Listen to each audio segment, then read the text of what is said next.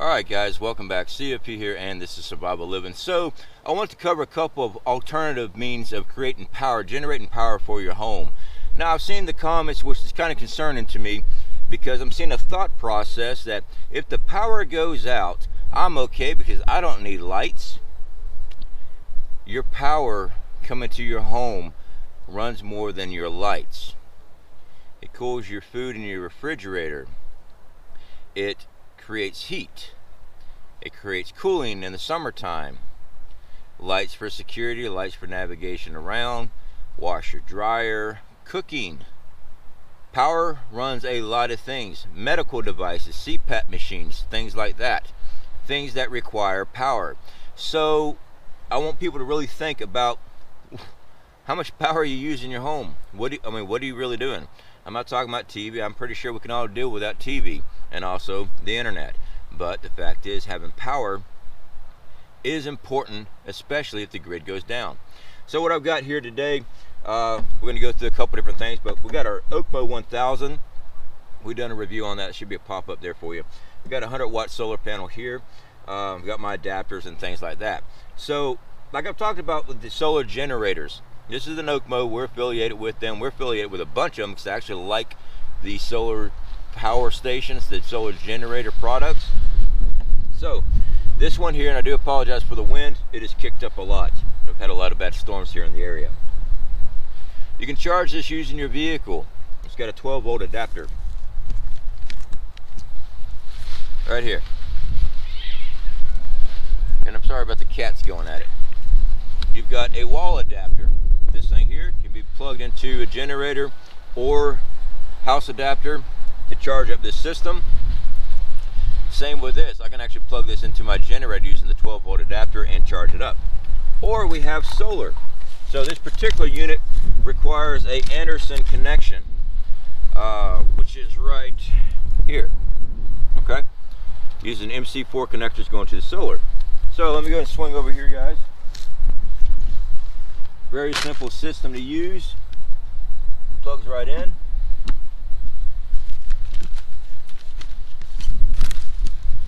Grab the cords coming off the back side of our solar panel here. Like I said, it's an MC4 connector. Plug those in. With the OKMO, they have a 200-watt charge capacity as far as going in using solar. So I could actually use 2 of our panels and use my Y splitter put up, because I usually run and operate 100-watt panels. We do have some larger ones, but you don't want to put a 500-watt panel on the system because you're only going to get 200 watts of power going to it to charge. So let's move on, since somebody fired up a pickup truck with no muffler. Alright guys, so we got our Predator 4000. This is a Harbor Freight generator I bought a while back. Paid like 400 bucks for it. It's got its own oil pan and everything, so I can change my oil on this. It's not the 2-part systems where you got to put the oil in with the gasoline, stuff like that. This is one of our backups. We have solar on our trailer. We got solar on property. This thing has been very great. I love it. We got spare parts for this thing, everything from carburetors to spark plug wires, you name it, pull cords, you name it, we got it. All right, so basically all I got to do, if I have an emergency with the trailer, I've already got a cord ready here, plug it in, fire it up, let it run, flip it on, ready to rock and roll. This thing's ready to push whatever it is I need. Again, 4,000 watts. All right, so with the OKMO solar generator, okay, kind of sounds retarded, doesn't it? Why you have a solar power generator if you got a gasoline generator? Well, this thing's only 1,000 watts. This thing will only run so much for so long. And I do apologize for the noise, guys. I got a tarp up and it's windy today.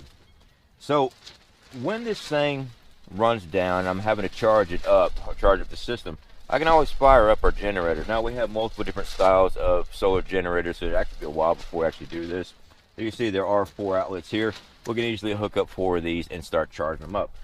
Basically using the wall adapter, plug it in, and then plug in our other end right here. Just plug it right into the system. Now when I said DC power, okay, so it's got the regular cigarette lighter plug. Our generator has that. It's got a 12-volt DC. It's So I can actually plug that in, then start charging, and still leave these 4 bays open. There's my breakers there. Leave these 4 bays open for plugs that if I want to be running other things. So I do like the systems on these. Most of these solar generators come like this. The Anderson connector for the solar panel I had to buy separate with this. I've only had 2 solar generators that I've done reviews on. One was the Atelli, and the other one was the Bluetti. That actually came with their own adapter. So I had to get the Anderson connection for this one. It was like $8, I believe it was, $8 or $12 for it. So, you know, so when it comes down to fuel, guys, gasoline generators, diesel generators, tri-gas, dual gas, you know, whatever. It's whatever's working for your budget. We could only invest in a gasoline generator at the time. The tries are nice because you can hook up propane to it, and I love using propane. Propane stores forever until you get a issue with the container itself. But I do like the gasoline one too. You can only store so much, of course, but yeah, I mean, the tries, of course, are probably your better bet because they have the propane adapter built onto the stuff. You can run them off propane, but this one here is just gasoline. So back to grid down power outage. I'm not worried about it because of my lights. That's another thing that gets overlooked. Fuel. If the power is out, your gas stations are not going to be selling fuel. If they decide to open, it would be on cash only, and they'll be using hand pumps to actually get fuel out of the ground, if they even have it. I worked for a gas station. My wife worked for a gas station for a while. Both those stations that we worked at did not have an emergency plan as far as filling up their own generators with the fuel in the ground. Sure, they had backup generators, but when they ran out, they'd have to get it out of the ground, out of their tanks. They don't have any way of doing that. So, and then if you come riding up with your own pump and everything else, you're going to be dealing with that individual there if they're going to allow you to do that or not. So again, it's cash only because debit cards and stuff, they ain't going to be working. You better have cash on hand. So yeah, stock up fuel. We stock up a certain amount of fuel, and we put fuel in other locations that we cycle through. Now, there are fuel additives and things like that you can go get to extend the life of fuel, things like that. And there's a whole argument online. I went directly to the fuel additive companies and asked around. Basically, I got anywhere from 6 months to a year of good quality fuel using their additives. But on the internet, you'll have everybody tell you every other different things. Well, I started a car that was 20 years old and it ran fine. Yeah, but that was in a sealed tank. All right, big difference from using a gas jug that's been sitting out in the elements. It was in a sealed tank. So just depends. Do whatever you want to. I'm just giving you what the guidelines are saying. The guidelines are saying 6 months to a year. That's what they're saying. That's it. I'm not arguing with you. I'm just telling you what they are saying. All right, guys. So we're going to go through some other options here, things that you need to be storing up. I'm not going to show you where we hide our stocks and stuff like that. But one of the quickest things is propane. This is a 20-pound propane tank. Now you see we got an adapter with a regulator and everything on it. This actually fuels, we have the ability to run heater by electric or by propane. We have our tankless water heater, which uses propane. We can also use cooking. All right, now I've shown you where we use a dual burner Coleman stove, or maybe it's an Ozark Trail, whatever brand it is. And we use a lot of these little 1-pounders. Okay, these little 1-pounders. Now, because of our living situation, we have to store a lot of stuff outside. And I've seen the comments on refilling these things. Okay, yeah, that's a possibility. But I want to show you these things are made out of steel. And what happens down here in Florida is something you need to be aware of. Because over time, and this is still full. We haven't even used this. It looks like crap, don't it? That's just because the weather keeps on getting to it. See all this rust? So the more this rust goes on this, the more compromised this container gets. So when you're trying to rely on just refilling these things, I don't. These are disposable for me. I get them because of the convenience. We store these. We also store 100-pounders. I'm going to take it to one of our 100-pounders we got nearby. So that's why we grab these, because they're easy. I got a single burner stove that screws right on. Trying to hook up our adapter which this is the adapter here. It goes from a larger tank to our cooking grill, and also will go to our lanterns and things like that on this end right here. You don't have a base for the stovetop, but now our dual burner, it does. So yeah, we have plenty of adapters. I got a whole stock of these, just so we can go from the larger tanks straight to the cooking. But this here, we use these for convenience. That's it. I mean, we stock up all kind of different things. Bartering items, sure they are. I mean, these things work great with the heater buddy heater, whatever the name brand of that is. I always get it mixed up. So, you know, these are great bartering items. When I went to the store, I was actually going in for some backpack fuel is what I was looking for, because I like keeping a good stock of that. And that's when I noticed that the 1 pound propanes were empty. So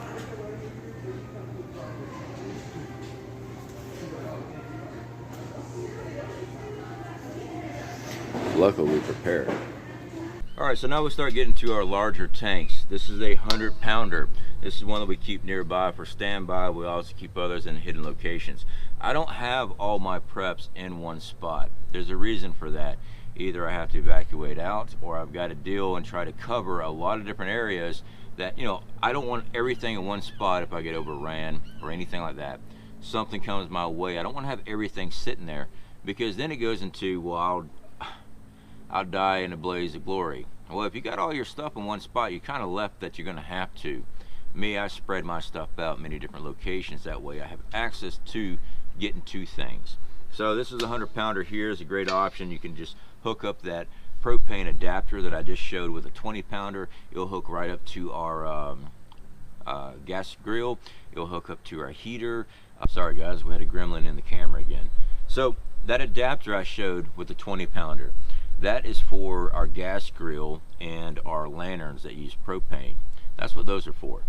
We used to use the white gas, the Coleman camp fuel gas and stuff like that, just for the storage and everything else, guys. We just got away from it. If that's what you're using, more power to you. I have nothing against it at all. I used it for years. I just got like the convenience of the propane and being able to adapt these larger tanks down to a smaller tank and stuff, or to those units. I just like that option better. Now I want to hit on some misinformed information. So we're talking about solar being a good option, and it is if you build your system correctly. We've been using ours, it runs great. But the misinformation I saw was, yeah, if you live in Florida where you always get sunshine, solar will work great. But I live in the Midwest. I've lived in the Midwest too. So with solar, as a matter of fact, I got really good friends, the Johnson family. Martin Johnson, his link should be popping up there for you guys. He's in Idaho. He's in the mountains of Idaho. He gets snow all the time. He's got solar. All right, he has a generator for backup standby, but they run their house off solar and wood heat from their fireplace. Yeah, do you have to figure in your latitude and everything else so that you know what angles to put your solar panels? Yeah, you do. And it does work. Okay, so the misinformation that it won't work, but it'll only work in Florida, that's complete BS. Solar will, you just don't know what you're talking about. You're just running with it and trying to find an easy way out. Solar's not cheap, but we built ours off a budget and slowly worked on it.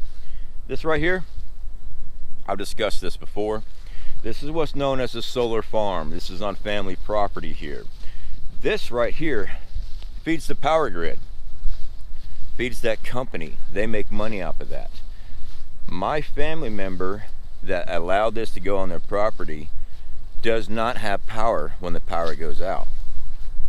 No, it's not hooked up to the house at all. No battery banks in their home. The contract they sign, and this is one of the big things about solar companies, you got to watch that contract. They gave them a set power bill for the next 20 years. Your power bill will only be so much each month for the next 20 years if you let us build this solar farm out here, put solar panels up. All right, well, unfortunately, I wasn't here during the contract signing and all that stuff, because I would put a stop to it. But when I got here, they were doing construction, and I looked at the contract. talked to the guys. I'm like, no man, she ain't gonna have no power. She believed that she was. Her storm come up, no power. Look at the contracts, right there on the contract that you signed. This is a straight solar farm. So in a grid down scenario, let's say complete SHTF, can that be altered and adapted? Yeah, it can. Those are 380 watt panels, I believe they are, each one of those. Can they be adapted? Sure. It's still 12 volt. You're gonna have to remove all that micro voltage crap that's on the back of these things. But I'm not trying to tell anybody to do anything illegal. I'm just saying in a complete scenario, SHTF, and you got to make something happen, yeah, you can definitely use that. Now, we've also talked about wind turbines. All right, so we have wind turbines because we have property in Wyoming that we will eventually get to homestead on. This past 2 years has just been too much going on in the country between shutdowns and everything else. Oh, here we go. See all this crap up here? This right here, this cord's coming out of the solar panel, goes to MC4 connectors. Disconnect that. Now you got a 380 watt panel. All that micro stuff there, you don't need that. That's going to that box down here on this other end. Let's see if I can get this in camera. That silver box down here, that's adding to a conversion and stuff so that it goes back to the power grid. So they got to convert all this stuff. It goes to this box here, and then it goes to another box near the house, and it converts it back to the power company. All that micro voltage crap that's on there, you're not using that. That's 12 volts. Those panels are producing 12 volts. Okay, DC current. As long as you get right there at the head, right where that MC4 connector is, disconnect it, and you're ready to rock and roll. So you will need charge controllers and stuff like that. There should be some pop-ups and end screens of where I break down our solar system, how to build a solar system. Very simple. I figured out how to do it. We've been living with ours for 2 years and depended on ours for 2 years. We're off grid on ours. So very simple process. Hopefully this helps give you a little bit of ideas and some things. Sure, there's plenty of other things. I saw the comments, methane generators and all that stuff. There's a reason why they're not using methane generators as a major source of power and stuff. Can it be done? Sure it is. The parts are not cheap. Parts are hard to come by when they break down, and parts are hard to get to store up. So use your decision on that. It's entirely up to you. As far as people that live without power, sure. People have lived without power for many, many centuries. All right. Power is a new thing. It really is. As far as the comforts of our home. The fact is, though, the way of life was set up differently. For the ones that comment, well, people live without power before, I'll be fine. Are you dependent on power right now do you have everything in your home right now that power goes out, you have the ability to burn wood inside your home for cooking, heating? Do you have a place to put meat to freeze? Keep food cold. You got a root cellar built into your home. Do you have these things set up? Also, vehicles weren't running around back then. They had a horse and carriage. Do you have a barn with your horse? Do you have ways of providing food for that horse so you have transportation? Odds are no. So the mindset that, yeah, everything's gonna be fine. No, 90% of Americans would die if the grid goes down for within a full year, if it was a full year grid down scenario. Yeah. Food moving from state to state, count that out. Now, if it's just a localized event, like one city or one state, sure, you'll be all right. But if it's the whole freaking grid goes down, everybody's gonna be affected by that. So anyway, guys, just a little food for thought there. Checking out my brother's roost and stuff. He's getting moved around here. He's got quails, he's got chickens now, he's got bees. So he's working on some things out here, trying to get a little bit more self-sufficient there. His channel should be popping up there for you guys too. If not, it's in the description for sure. Right now he's working on building something right now over here. I have no clue what it is, but I have to go check his channel and find out what it is. All right, guys. Talk to y'all later.